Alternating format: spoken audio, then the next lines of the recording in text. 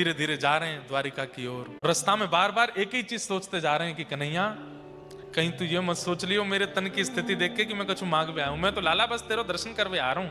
रास्ता भटक गए सुदामा जी, तो एक ही स्थान पर लेट गए, लेकिन जैसे तैसे भगवत कृपा से द्वारिका पहुंच गए। द्वारिका में जाकर के जब नगरी का दर्शन किया, ऐसी अद्भुत नगरी, ऐसे सुंदर सुंदर पकवान। द्वारिका में स्थिति है कि धन बाद में देना, पहले भोजन कर लो, स्वादिष्ट लगे तो धन देना। ऐसी वहां स्थिति, कोई भूखा नहीं रहता द्वारिका में। आभूषण पहन लो, अच्छा लगे तो रखना, नहीं तो वापस कर देना। वस्त्र पहन लो, बढ़िया भावे तो अच्छा रख लेना, नहीं तो कोई बात नहीं। वहां पर धन के लिए कोई व्यापार नहीं करता। ऐसी द्वारिका नगरी देख करके सुदामा जी आश्चर्यचकित हो गए। तभी किसी से पूछा, भैया कन्हैया कहाँ है? बोले कौन कन्हैया? अरे कृष्ण। बोले कौन कृष्ण?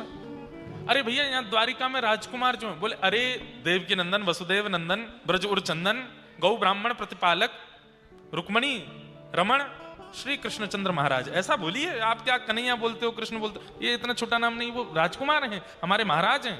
भैया इतना लंबा तो ना बोला को मोते, कन्हैया ही हम तो बचपन के सखा हैं। ये बता दो कहाँ है? वो सामने जो भवन है उसमें। वहां राजाओं की अभी कतार लगी है दर्शन करने की, 4 दिन से एक एक करके मिल रहे हैं। आप भी चले जाओ, समय मिलेगा तो ठाकुर जी मिल लेंगे। सुदामा जी पहुंचे। लोग कहते हैं द्वारपालों ने धक्का दिया आदि, कुछ नहीं हुआ ऐसा। सुदामा जी ने जाकर के द्वारपालों को अपना परिचय दिया। परिचय देकर के कहा, हम भक्त कृष्ण के बचपन के सखा, एक साथ सांदीपनी गुरुकुल में पढ़े हैं, एक ही थाली में प्रसाद पाते थे। अब मैं तुमको ज्यादा बताऊंगा तो तुमको अतिशयोक्ति लगेगी, एक दूसरे के वस्त्र भी पहन लेते थे। मैं ठाकुर जी के बचपन के गृह कार्य जो विद्यालय में मिलते थे मैं ही करता था। आनंद से सुन रहे हैं द्वारपाल जन। बोले जी हम मानते हैं आपकी बात। बोले हम पास के ही नगर से आए, नाम हमारा सुदामा है। आप बस ठाकुर जी का दर्शन करा दो, और अगर वो अति व्यस्त हों तो बस कहीं से दिखा दो, हम उनकी झलक देख करके वापस चले जाएंगे। पत्नी की सौगंध पूरी करने आए हैं, हमारी आवश्यकता नहीं कि हमको समीप ही जाना है, दूर से दिखा दो। और सुदामा जी व्याकुल भी हैं दर्शन करने के लिए, लेकिन बोलते भी जा रहे हैं कि नहीं दूर से ही दिखा दो। द्वारपालों ने कहा, आप विराजिए महाराज, ये सब संतों की अभी जमात बैठी है, यहाँ राजाओं की जमात बैठी है, सबसे मिलेंगे ठाकुर जी, पर हम आपका संदेश एक बार पहुंचवा देते हैं अंदर। वहां तो इतने लोग बैठे हैं, किस किस से मिले ठाकुर जी? भीतर जाकर के द्वारपालों ने ठाकुर जी को सबके बारे में बताया। वहां के राजा आए हैं, वहां के राजा आए हैं, वहां के राजकुमार आए हैं, वहां के संत आए हैं, वहां के पुजारी जी आए हैं, वहां के ये आए हैं, सबका बताने लगे। ठाकुर जी प्रसाद पाते पाते सुन रहे हैं। ठाकुर जी कह रहे हैं सबको बैठाओ, मिलेंगे। तभी एक द्वारपाल बोला, भगवान एक ब्राह्मण भी आया है, पतला दुबला ब्राह्मण है, सामान्य सी धोती है, तन की हड्डियां गिनी जा सकती हैं, इतना पतला है, पर ललाट का तेज देख करके लगता है कि परम ज्ञानी है। अपने आप को आपका बाल सखा बोलता है। अब बाल सखा तो ठाकुर जी और भी कई आते हैं, सब आपको अपना बाल सखा बोलते हैं, ये भी अपने आप को आपका बाल सखा बता रहे हैं। सांदीपनी गुरुकुल में आपके साथ पढ़े थे, कहते हैं आपका गृह कार्य वही करते थे। ठाकुर जी की भोजन की गति धीरे होती जा रही है। कहते हैं कि आपका गृह कार्य वही करते थे।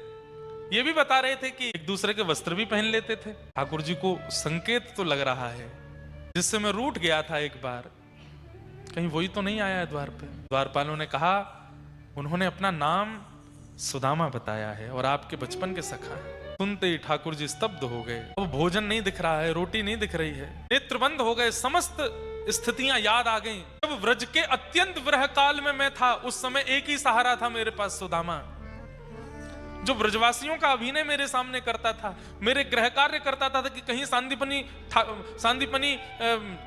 उपाध्याय जी कहीं मुझे दंड ना दे दें। मेरे सब कार्यों को पूर्ण करने वाला, गुरुकुल का भोजन अच्छा नहीं लगता था तो छुप करके मेरे लिए प्रसाद बनाता था, वो सुदामा आए हैं। बोले सुदामा जी आए हैं? बोले जी भगवान। हमने उनको बैठा दिया है, उनकी इच्छा तो ये थी कि आप कोई खिड़की से दिख जाएं तो वो देख के चले जाएंगे।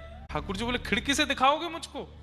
उसी समय अपने पात्र को दूर किया और ठाकुर जी चले नहीं, दौड़े हैं वहां से। मेरे सखा सुदामा आए हैं। अरे नगाड़े बजाओ, सहनाइयां बजाओ, मंगल गाओ, पुष्प वर्षाओ, मेरे सखा सुदामा आए हैं द्वार पर। दौड़ते हुए जा रहे हैं। यहां पर पीछे मंत्री, संतरी, सैनिक, द्वारपाल सब दौड़ रहे हैं। ऐसा कौन आ गया द्वार पर?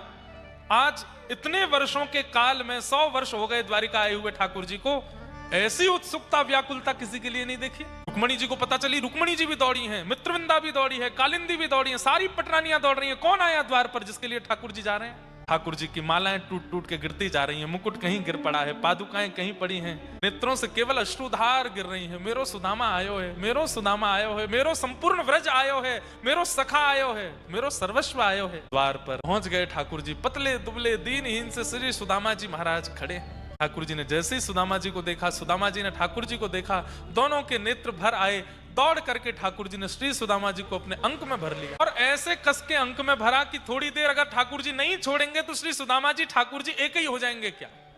पतले दुबले श्री सुदामा जी को अंक में भर लिया। बीच बीच में अपने हृदय से दूर करते हैं, फिर सुदामा जी के रूप को देखते हैं, फिर हृदय से लगाते हैं, फिर दूर करते हैं, फिर देखते हैं, फिर हृदय से लगाते हैं। सबके नेत्र सजल हो गए, लेकिन कोई समझ नहीं पा रहा है कि इस व्यक्ति में ऐसी क्या विशेषता है जिसके लिए ठाकुर जी ये लीला कर रहे हैं। भगवान ने कंधे पर हाथ रखा, नेत्रों से अविरल अश्रुधार गिर रही है ठाकुर जी के, और प्रसन्न मुद्रा में कभी कभी नाचने लग जाते हैं सुदामा जी का हाथ पकड़ करके, कभी चलने लगते हैं, कभी फिर रोक करके हृदय से लगा लेते हैं। मेरो सुदामा आयो है, रुक्मणी देखो मेरे सखा सुदामा आए हैं, अरे मंत्री जी देखो ये सुदामा जी आए हैं, सबको परिचित करा रहे हैं। लेकर के अपने भवन में जाने लगे। सुदामा जी को तो इतना संकोच हो रहा है, इतने बड़े बड़े लोग सुदामा जी को ऐसे टकटकी लगा करके देख रहे हैं। सुदामा जी कहीं से अपनी धोती छुपा रहे हैं, कहीं से अपनी पोटली छुपा रहे हैं, कहीं मेरी दुर्बलता देख करके कोई कृष्ण पर प्रश्न ना उठाए। बताओ कैसा व्यक्ति उसको इतना प्रेम कर रहे हैं। अरे सुदामा जब चावल मांग करके लाए थे तो एक से किसी से वस्त्र भी मांग करके ले आते, कम से कम सखा के यहाँ ठीक से वस्त्र तो पहने आते। ऐसा संकोच सुदामा जी को हो रहा है। ठाकुर जी को सब पता चल रहा है कि सुदामा जी अत्यंत संकोच में हैं, लेकिन ये ठाकुर जी का स्वभाव है। जब कोई व्यक्ति अत्यंत संकुचित होता है तो ठाकुर जी उसके संकोच को ऐसे दूर करते हैं।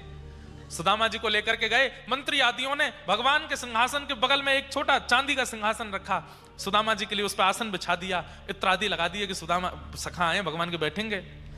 भगवान ने कहा इस आसन को हटाओ यहाँ से। बोले वो आपके साथ आए उनके लिए, बोले हटाइए ना, मैं कहता हूँ। आसन हटवाया और जिस सिंहासन पर स्वयं जगत नियंता जगदाधार द्वारिकाधीश बैठते हैं वहां सुदामा जी को बैठा। सुदामा जी बड़े व्याकुल हो रहे हैं, लाला मैं यहाँ को अधिकारी नहीं हूं। बोले बैठ जाइए, हमें पता है आपका अधिकार क्या है, बैठो। बैठा दिया। तुरंत रुक्मणी जी को इशारा किया, जल्दी पात्र लेकर के आओ, जल लेकर के आओ, अक्षत चंदन लेकर के आओ। सब पटरानियां दौड़ रही हैं, सब सामग्रियां इकट्ठी कर रही हैं और सुदामा जी बस नीचे सर झुकाए अत्यंत संकोच में बैठे। जैसे ही चरण उठा करके परात में रखने लगे, सुदामा जी बोले लाला मैं इतनी मेरी श्रेणी नहीं है, तू ऐसा मत करे। ठाकुर जी बोले क्या श्रेणी है मुझे मत बताओ, रखिए यहाँ पे चरण उठा करके जैसे ही पात्र में रखे, भगवान ने चरणों की ओर देखा, जगह जगह घाव हो रहे हैं, जगह जगह पर कांटे लगे हैं, जगह जगह से स्थिति विचित्र हो रही है। देख सुदामा की दीन दशा, करुणा करके करुणा निधि रोए, पानी परात को हाथ छुयो नहीं, नन के जल सो पग धो। चरणों को देख करके ठाकुर जी को इतना रुदन हुआ, इतनी करुणा आई, इतने व्याकुल ठाकुर जी हो गए कि नेत्रों से निकलने वाले अश्रुओं से श्री सुदामा जी के चरण प्रक्षालन कर रहे हैं।